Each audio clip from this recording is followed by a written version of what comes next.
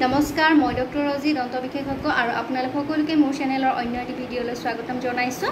আপোনালোকৰ দাঁতৰ আলু যদি তললৈ খহি গৈছে বা তললৈ বহি গৈছে আৰু তাতে যদি হাৰ্ড পাথৰৰ নিচিনা জমা হৈছে, যিটো কেলকুলাছ বা টাৰ্টাৰ বুলি কোৱা হয়, আৰু যদি মুখৰ গোন্ধ হয় বা দাঁত ব্ৰাছ কৰিলে যদি তেজ ওলায় বা অনবৰতে তেজ ওলাই থাকে বা দাঁত যদি হিলাৰ প্ৰব্লেম হৈছে, তেতিয়াহ'লে কিহৰ কাৰণে হৈছে আৰু যদিহে তেনেকুৱা প্ৰব্লেম হৈছে তেতিয়াহ'লে কি কৰিব লাগিব, আৰু আলুবিলাক যদি বিষাই থাকে তেতিয়াহ'লে কি কৰিব লাগিব, এই সকলোবিলাকৰ বিষয়ে আজিৰ ভিডিঅ'টোত সবিশেষ বিতংকৈ আলোচনা কৰিবলৈ গৈ আছোঁ। গতিকে যদিহে জানিব বিচাৰে তেতিয়াহ'লে ভিডিঅ'টো স্কিপ নকৰাকৈ শেষলৈকে চাব বুলি আশা কৰিলোঁ। আপোনালোকৰ যদিহে আলুবিলাক বহি গৈছে, তাৰ পৰা তেজপুৰ ওলোৱা প্ৰব্লেম হৈছে বা আলুবিলাক বিষাইছে বা তাতে যদি টাৰ্টাৰ বা কেলকুলাছ জমা হৈছে, নাইবা দাঁতৰ আলুৰ পৰা তেজ ওলোৱা, এই প্ৰব্লেমকেইটা যদিহে হৈছে তেতিয়াহ'লে আপোনাৰ দাঁতৰ আলুৰ ইনফেকশ্যন হৈছে আৰু পাইৰিয়া নামৰ বেমাৰবিধ হৈছে।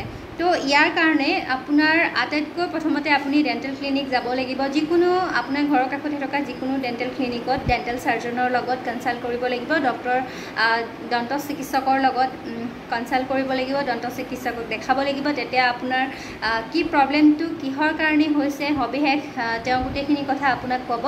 আৰু আপোনাৰ দাঁতখিনিত যদি পাথৰৰ দৰে কিবা জমা হৈছে, যিটো কেলকুলাছ বা টাৰ্টাৰ বুলি কোৱা হয়, সেইটো বস্তু যদি জমা হৈছে আৰু তাৰ কাৰণে যদি আলুটো তললৈ বহি গৈছে, তেতিয়াহ'লে আপোনাৰ দাঁতখিনি ক্লিনিং কৰিব লাগিব। মেচিনৰ সহায়েৰে ডেণ্টিষ্টৰ ওচৰত দাঁতখিনি ক্লিনিং কৰিব লাগিব। ক্লিনিং কৰাৰ পাছত এণ্টিবায়'টিক এডভাইচ কৰিব আৰু লগাবৰ কাৰণে যিটো অইনমেণ্ট থাকে, যিটো মলম থাকে, মলম লগাই মাছাজ দিব লাগিব আৰু ধুনীয়াকৈ মাউথ ৱাছ কৰিব লাগিব। আৰু দিনত যি খালেও আপুনি প্ৰতিবাৰ যি খালেও খোৱাৰ পাছত ধুনীয়াকৈ মুখখন চাফা কৰিব লাগিব, কুলকুলি কৰিব লাগিব।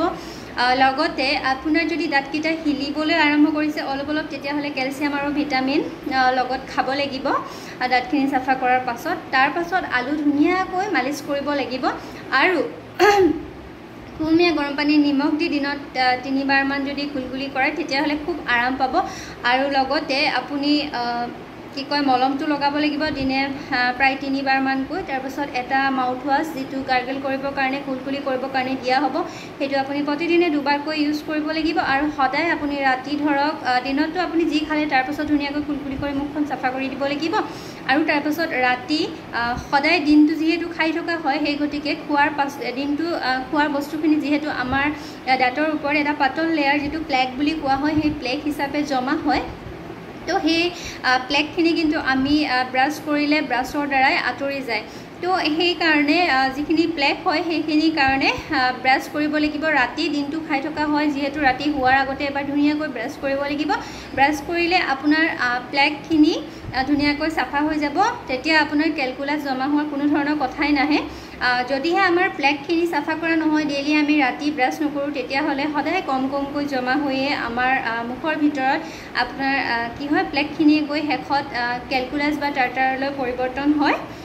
এনেকৈয়ে আপোনাৰ পাইৰিয়া হোৱা দেখা যায় আৰু ফলত আপোনাৰ দাঁতৰ আলুৰ ইনফেকশ্যন হয়, দাঁতৰ আলুখিনি বহি যায় বা তললৈ খহি যায়, দাঁতৰ আলুৰ পৰা তেজপুৰ ওলোৱা আৰম্ভ কৰে আৰু দাঁতৰ আলুখিনি খুব উখহি উঠে আৰু খুব বিষ হোৱা দেখা যায়। তো এনেকুৱা বিভিন্ন ধৰণৰ প্ৰব্লেম হোৱাৰ লগতে মুখৰ দুৰ্গন্ধও হোৱা দেখা যায় আৰু দাঁত পোকে খোৱা, যিটো ডেণ্টেল কেভিটি বুলি কোৱা হয়, ডেণ্টেল কেৰিজ হয়, সেই প্ৰব্লেমটো হোৱা দেখা যায়। তো এনেকৈ এটাৰ লগত সাঙুৰি নতুন প্ৰব্লেম হোৱা আৰম্ভ কৰে, দাঁত বিষ হোৱাৰো আৰম্ভ কৰে। যেতিয়া বহু দিনৰ পৰা হৈ আছে তেতিয়াহ'লে দাঁত বিষাবলৈও আৰম্ভ কৰে আৰু দাঁতবিলাক হিলিবলৈ আৰম্ভ কৰে। সেই গতিকে এনেকুৱা যদি আপোনালোকৰ কাৰোবাৰ প্ৰব্লেম হৈছে বা আপোনাৰ ঘৰত কাৰোবাৰ হৈছে বা আপোনাৰ ফেমিলি ফ্ৰেণ্ডছৰ কাৰোবাৰ হৈছে, তেতিয়াহ'লে আপুনি ভিডিঅ'টো অনুগ্ৰহ কৰি শ্বেয়াৰ কৰি দিব, যাতে তেওঁলোকেও গম পায় এনেকুৱা প্ৰব্লেম যদিহে হয় তেতিয়াহ'লে কি ট্ৰিটমেণ্ট কৰিব লাগিব বা কি কৰিব লাগিব। সাধাৰণতে বহুতেই এনেকুৱা প্ৰব্লেম হ'লে মানে ঘৰতেই থাকে, ধৰক কোনো ডক্টৰৰ ওচৰত নাযায়। কিন্তু যদিহে আপোনাৰ এনেকুৱা প্ৰব্লেম হৈছে তেতিয়াহ'লে আপুনি ডক্টৰৰ ওচৰত যাব, বিশেষকৈ দন্ত চিকিৎসক ডেণ্টিষ্টৰ ওচৰত যাব আৰু আপোনাৰ দাঁতখিনি ক্লিন কৰাই ল'ব। তাৰপাছত আপোনাক তেওঁ যেনেদৰে এডভাইচ কৰে সেইখিনি গোটেইখিনি যদি আপুনি কৰে, তেতিয়াহ'লে আপোনাৰ দাঁতৰ পৰা এই প্ৰব্লেমটো একেবাৰে নোহোৱা হৈ যাব। আৰু যেতিয়া আপুনি লাহে লাহে এনেকৈ মাছাজ দিব, তেতিয়া লাহে লাহে আপোনাৰ দাঁতৰ আলুখিনি ওপৰলৈ আহিবলৈ আৰম্ভ কৰিব। যদি আপোনাৰ দাঁতকেইটা অলপ হিলে তেতিয়াহ'লে এটা টাইট হোৱাৰ এটা চান্স আছে, কিন্তু যদি আপোনাৰ দাঁতখিনি বহুত বেছি হিলি গৈছে তেতিয়াহ'লে কিন্তু দাঁতকেইটা উঠোৱাৰ বাহিৰে কোনো ধৰণৰ উপায় নাই। তো সেই গতিকে এনেকুৱা প্ৰব্লেম হৈছে যদি ভিডিঅ'টো শ্বেয়াৰ কৰি দিব, তেওঁলোকেও যাতে গম পায়, চিকিৎসকৰ পৰামৰ্শ ল'ব পাৰে। আজিলৈ আহিছোঁ, আকৌ লগ পাম এটা নতুন ভিডিঅ'ত এটা নতুন টপিকৰ সৈতে। আপোনালোকৰ সুস্বাস্থ্য কামনা কৰি শেষত ভিডিঅ'টো সামৰিছোঁ আৰু ভিডিঅ'টো চোৱাৰ বাবে শেষত ধন্যবাদ। আজিলৈ আহিছোঁ।